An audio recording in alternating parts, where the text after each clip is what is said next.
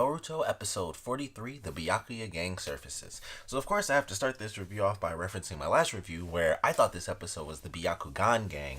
So, obviously, obvious reasons why I kind of mixed the names up there, but I had a bunch of stuff to say like, man, I can't wait to see how this plays out because they're going to be using the Byakugan and stuff like that, and it's tied to Byakuya, and all that stuff ended up being wrong. Oddly enough, going into this episode, when I realized what the actual title was, I was like, oh, that's funny because I totally thought it was Byakugan. But everything I said could have still applied because they're still calling themselves the Byakuya gang. It would have been like, we are the Byakuya gang, they use the Byakugan. Still would have made perfect sense. I just had my names mixed up. And then, unfortunately, it was like, oh, nothing. None of that I was hoping for came true. It was, at least so far, zero Byakugans. But I will say I'm still happy. I'm still excited for this arc because they are bringing back, they brought back the Kekkei Genkai, and they're bringing back ice, which I thought was super cool. I was like, all right, that's pretty awesome. We don't see too much of it, truly utilized in like super epic fashion outside of the application of going into like this. I think it was like -20, the Sub-Zero vault. I thought that was really cool. I was like, that's a cool idea, and I almost would have liked to have seen that because would the person have been legitimately, crystallized or, like just visually, I would love to know how they would have kind of played that out. But I thought that was a cool concept, and that was how they kind of got to finding out that it was probably a Kekkei Genkai, it was an ice style user, and I was like, well, that's pretty sweet. And so, of course, the kids, and I kind of like the way it played out, because it was like, all right, well, Boruto, of course, wants to do everything by himself, but this is where we get to see kind of Sadara's style of it, where she's like, okay, she's like, I kind of like that idea, where there are elements of her where she's definitely the proper character, but she is like, a little, not exactly cocky, but it's like, especially with her goals of wanting to be the Hokage, which they haven't talked about too much recently, but that's kind of her thing where it's like, yeah, okay, like he wants to do it just because he wants to be super cool, but she's like, I can utilize that, they both utilize it in different ways, so she's like, all right, I'll go along with you on this one, like, I already figured this part out, we can figure it out ourselves, and go to someone and then catch these crooks, and everything will be super cool. We won't be left out of the loop. So I like how that played out. Another cool thing is that they introduced the doctor, or I shouldn't say doctor, the scientist, and I was like, okay, well that's pretty cool. They're kind of ramping up to go into the Boruto movie arc, so they introduced his character, and I was like, okay, well that's a cool way to do that. At this point, I feel like everyone has seen the movie, but that's it's not necessarily the case, so I won't exactly say what his role is, but he's in the original arc, so that's why he shows up, and they talk about the how he gives Boruto like game stuff that shows up in the movie, so we'll get to see him make a return, or he'll just kind of stay in the show depending on how this arc plays out and how often we see him. But I thought that was cool. I was like, okay, they introduced his character and how he does all these crazy experiments. He's always trying to figure something else out. So I was like, all right, that was actually pretty sweet.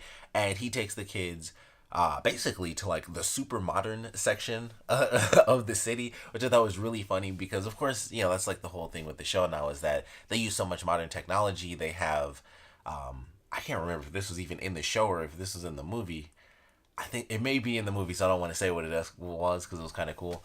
But modern, much more modern technology, and then they go to this like seedy underground spot. Apparently, it's so modern they've got smog, and so they go there and they're like, all this underground stuff that you can't really buy in the city, sold on the black market here. And they kind of pan across a bunch of people and it's like everybody's on tablets and stuff. It's like the super, super modern day section of the city. And I thought that was actually kind of funny, but it was kind of weird seeing it too because it was like, it's super foggy and smoky. And everybody's like, one person was legitimately like just holding an actual tablet. And I was like, oh, yeah. Okay, so someone on the tablet, people on phones. I'm pretty sure one of those people may or may not have been a prostitute. That's kind of just how she was dressed.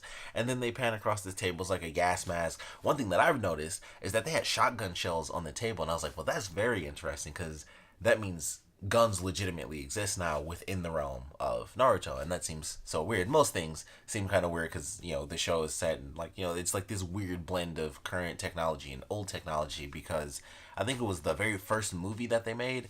They introduced trains and that was like a huge thing because Naruto was like, what the F is that? And it was like, that's a train, and he'd never seen a train before because they didn't have them, and obviously now they have them in the village and stuff, so it was kind of interesting. It was like, oh, they didn't have trains, but they had TVs. I think the first movie also introduced the fact that they do have movie theaters. Little stuff like that shows up throughout the series, but it's like they have shotgun shells, which means they have handguns and bazookas and things like that, and I think of that and it's like, that's super weird. But I guess it makes sense. It just going from paper bombs to, and we've seen like the regular, I don't know what the actual, just regular bombs. But it's like, we see all this stuff and then it advances to now they're guns. And that's technically, canon at this point. So it's super weird to see because I'm like, I know what shotgun shells look like. So somewhere in here we could just have them come across somebody with an actual shotgun. It's like, that seems so weird to me. It's like it's in the Naruto realm. But they get the information they need from like this big wall of graffiti, which was also a message board. So definitely, like I said, the super modern version of the village. So they get what they need. They take off. The other guy found some random thing he was looking for. It may or may not be what he was looking for as far as what's going to play out in the next arc. But the kids figure out what they need. So they go to the meeting place. It's like, hey, we got the money and stuff.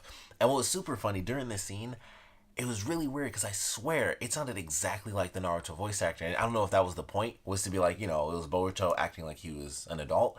But I was like, man, that sounds exactly like the Naruto voice actor. And so I was super confused because I legitimately thought it was Naruto. And I was like, I don't understand anything that's happening here. I was like, why would they be dealing with the thieves and stuff? I was super confused because I was so sure. I was like, that sounds exactly like Naruto to me. And maybe that was just me. I don't know. But I swear I was like, that sounds exactly like it sounded like it was Naruto to me. It sounded like it was a younger version of Naruto, which is super funny because of course the voice actor who plays older Naruto sounds different, but it's like, oh, that's Naruto. Naturally, your voice changes over time, and it was just super funny. I was like, I'm so confused, and he had both hands. I was like, what in the world is going on here? Because that sounds like Naruto, but it was just Boruto, and it was them going through, and they had a pretty cool idea. It was like, to get the jewel, and he throws the bag and it ends up being Sadaru doing a transformation jutsu, which that's one of the things that I like about this show is that they've kind of gone back to utilizing some of the simpler techniques. Sadaru using like the base form of Sharingan, even though we don't see it in this episode, but that's like her thing is that she uses the base form where basically you see a couple seconds ahead and you can dodge attacks. So it's like, yeah, that that went away fairly early, and then it was alternate dimensions and infinite flames. So it was like, it's cool to see her do that. And just some of the other techniques that we get to see them utilize. They use the different styles a lot more. So this is just one of those moments where it's like, cool, transformation jutsu. And they do that quite a bit in this show. And that's one of the things that I really like because that went away such a long time ago, for the original Naruto series. So it was pretty sweet. And he throws the bag. And I thought, Sadaru's going to, grab him from behind as he's trying to, grab the bag in midair. And then she was actually the bag herself. So I was like, well, that was actually pretty cool. It turns out that the person behind the mask was actually someone who had basically, been kidnapped, and they chased down the person, who of course is the kid that Shikadai was talking to. Sorry if that was a spoiler. I mean, it should be obvious. But they chase the kid down. He goes to this village, and it's like, see, this is what I stole the gems for, and they're no longer in my possession. I got the money, and I used it to fix this water wheel to help save this village. And I was like, okay, and Boruto has to go through this kind of reflective moment where he's mad that he failed, but at the same time, he's like, I don't know if it's a problem that I failed because so many people were saved, including like, of course they always have the little kid. It's like, are we going to run out of water? And her mom's like, yeah, everything's going to be okay now. So he's going through this process. Like, I don't know if it's exactly good or bad that I failed. And he says, I'll do better next time. But, he was kind of stopped in his tracks when he realized everything that was going on. So I like that idea. I'm curious to see, how things take place in the future. Of course, with Shikadai, I thought it was cool that he was getting some focus, so that was pretty sweet. And of course, him playing Shogi, so that was pretty awesome. And he runs into the kid with the pink hair, who of course is the ice style user. So it's like, all right, so he's the one who has the connection to the villain, and then it's gonna be revealed that the kid's the villain, and it's like, oh man, what do I do? I don't know if that's gonna happen in the next episode because it is called Shikadai's Doubts. So it seems like they find out in the next episode, and he has to figure out, even though they had like this small connection, he has to figure out like, how do I kind of go about this? Also, it's going to involve him becoming, a bit like his dad with, the whole smarts and stuff. We got to see Tamari, which was pretty cool, and her going crazy, just like, Shikamaru would fear from his own mother. Now he has that from his wife, and she, like, blows them out of the building and stuff. So I was like, well, that was definitely funny. And I knew it was happening because she's like, dinner's ready. And he's like, oh, my son wants to know about shogi and stuff, so I'm going to teach him. And then he was about to go into talking about, of course, his sensei. So I was like, well, that's pretty cool, like, how things are about to head with Asuma. And then it was just like, pissed his wife off, and they were just, knocked out of the building. So that was pretty funny. But all in all, I'd say this was a pretty cool episode. Really looking forward to the next episode, honestly, because they're bringing back the rest of the other teams, and this is kind of what I was hoping for, that we get to see some of the other teams shine. So we're going to get to see Metal Lee, Denki, and Iwabe. Metal Lee ends up getting hurt at some point, so I'm kind of excited for that just because I feel like that means we're going to get a pretty intense action sequence where they're going to be, trying to, go all out, and it's just not going to work for them because they'll be kind of outclassed. So I'm kind of looking forward to that just for action sake.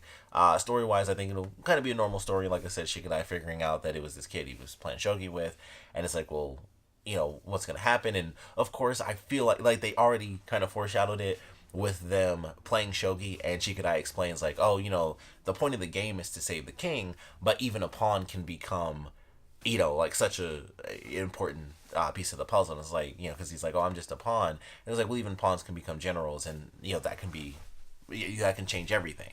So it's like, okay, they're already kind of foreshadowing where this kid is learning something that he can go beyond the group that he's within. And they even kind of tease it when the guy's like, the dude with the mohawk, he's like, we went with the idea that you came up with. And he was just like, I have guard duty, excuse me. And he took off. Like, he was kind of freaked out. I was like, okay, they're already teasing it that he's going to have this conflict of interest. Like, do I want to become greater than just this thief and find a way to make the money legitimately? Or do I stick with the villains?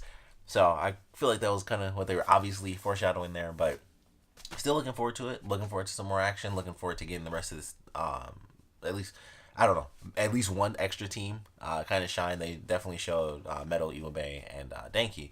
So I don't know if we'll get to see some of the other teams, kind of come into the fold as, this kind of progresses. I would assume, Shikacho is automatic because of Shikadai's involvement with the kid. So at least two other teams, most likely. If they stuck with just Shikadai, I'd be fine with that too, just simply due to the fact that it would be another character getting like main focus, and I'd be totally fine with that. And I like Shikadai. I think what they did with him before, it was like the first, I want to say it was within like the first 10 episodes. It was the one where they showed like a lot of the different family stuff at home. That was one of my favorite episodes, and it still is, just because we got to see that, and that was seeing Tamari like freak out for the first time. But I like Shikadai as a character, even though of course, he and Boruto, I would say, are definitely like the two closest to being straight up clones of their parents. But I still like Shikadai, and maybe it's because I like Shikamaru so much, because I always loved that character and him just being calculating and stuff like that, especially obviously after Asuma. It was like one of the best moments in the whole series, like him figuring out this insanely genius plan. But I like that with Shikadai, and he's still learning these concepts, and it's very simple for him. Because even Shikamaru, they kind of reference it, sacrifice, and he's like, I never used to like that plan and things like that. And I was like, okay, that's kind of cool, him growing through kind of the adversity that he's faced, the sacrifices that he's faced with Asuma and also his father during the Great War. Like, him and Ino both shared that experience at the exact same time when their parents died. So here's that idea of sacrificing. It's like, I used to hate that so much, and of course he doesn't like it, but he knows what's been saved through those sacrifices. Even though the Asuma thing was like, they were just outclassed and they just didn't know what was going on, which is a great moment. In general, that was just one of the best moments in that whole series. One of the saddest, but that was like definitely one of the best moments in that whole series to me. But all in all, I like Shikadai, so I wouldn't hate if it was just him and not the whole Shikacho trio. Just because I like his character, so I think it would be cool to see him kind of develop just a little bit more. But definitely looking forward to the next episode. Of course, we'd love to know what you guys thought about this one, so please comment below. Let me know your favorite parts about it, least favorite parts about it. Excuse me. And of course, with us going full on into this brand new arc, this being our first episode, or technically second, because they kind of got introduced at the end of the last one. I would love to know your theories on how things are going to play out. What's going to happen with this kid? Is he going to turn on the people that he's with? What are they going to do? Because he seems to be the main weapon as, the Kekkei Genkai user with the ice style. So it's like, all right, well, is he their powerhouse and everyone else is kind of okay fighters? They're adult fighters, so they're good, but he's better solely based on his Kekkei Genkai. Are there other people who have, much better powers, things like that? So I'm very curious if we're going to get to see some other really cool powers. Even if they aren't Kekkei Genkai, maybe just some really good fighters. So that's kind of what I'm hoping for, but I would love to know your theories on how you guys think this arc is going to play out. And like I said, definitely want to know what you guys thought about this episode in general, so please comment below, let me know, and thanks for watching.